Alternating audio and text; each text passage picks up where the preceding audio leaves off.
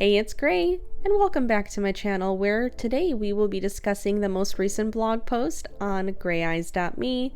Friendly reminder, all new reviews are posted every Monday at 10 a.m. Central, and the links will of course be included below. Today we're talking about the review of the Buttermilk Cheddar Biscuits that are, yes, 100% gluten-free, and the recipe is by the Loopy Whisk. Of course, the link will be included below. One of my favorite quick breads has to be biscuits. They're soft, buttery, crispy in the right places, and just so stinking good. And you may have guessed by now that making anything gluten-free isn't impossible. You just have to have a good recipe and the right technique. Are these gluten-free biscuits really all that different? Well, biscuits are always meant to be a bread that can be whipped up very quickly, hence the name quick bread. When making anything gluten-free, or well, just being a beginner baker, you have the standard baking anxiety of, what if I'm taking longer than the recipe calls for? What if the butter melts and I don't have the dough cold enough? It's okay. It happens. These gluten-free biscuits are just like regular gluten-containing biscuits, the main difference being the type of flour you're using and the bit of psyllium husk and xanthan gum that you're adding. Besides those ingredients, the technique remains the same. You measure out the dry ingredients, add in the cold cubed butter, and work it into the dry ingredients until they are pea-sized little clumps. Mix in the remaining ingredients and work quickly to get everything combined. Pretty standard. The instructions provided by Kat are very easy to follow, and the step-by-step pictures in the first half of her post are extremely helpful. With gluten-free baking, I always try to replicate as best as I can with the pictures that I see.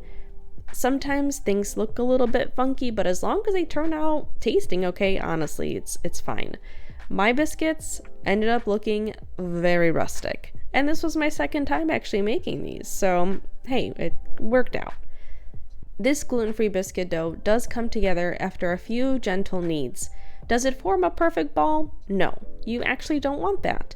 Get the biscuit dough into the most uniform shape as quickly as possible, because the longer you work the dough, the sooner the butter can melt.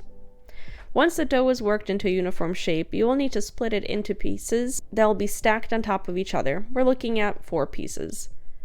Those lovely layers will help make the biscuits nice and flaky. From there, you can gently press the layers down so you can roll the dough out so you can cut out 8 individual biscuits. Now, Kat definitely mastered the craft of these biscuits. Meanwhile, I am making these for the second time, as mentioned just a minute ago, and they're still looking a little rustic.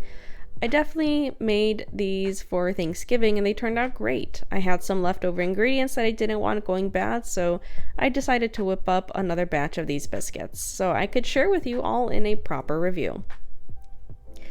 Another question that I can definitely hear in the distance is, do these biscuits get a good rise?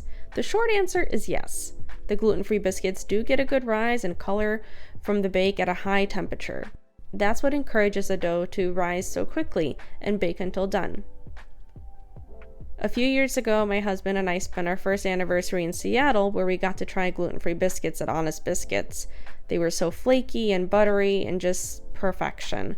All that flavor in a gluten-free cheddar biscuit that I didn't think I would be able to enjoy again.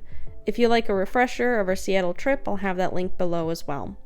The reason I bring this up is because when I bit into a warm biscuit that I had just made, I had a sensory memory of enjoying that biscuit in Seattle. So the texture was exactly where it needed to be. The flavor was right. This recipe is a must try even if you've never made biscuits before. I can guarantee you they will turn out. Making these a second time, I was able to get the same results. So once again, the recipe does work. Can you guess what grade we're giving it this week? Yeah, I feel like a broken record at this point. It's a 5 out of 5. The Loopy Whisk has become my first place to look for baking recipes, whether it's cakes or breads. I find that their recipes yield more success than I've had in a very long time when it comes to baking.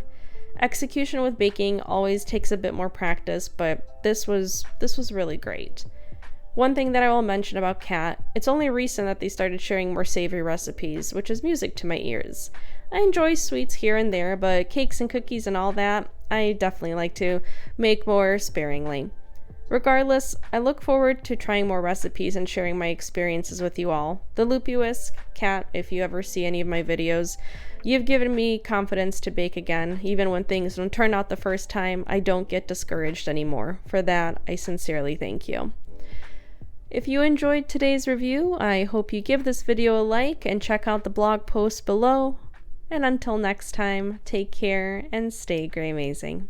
Bye bye.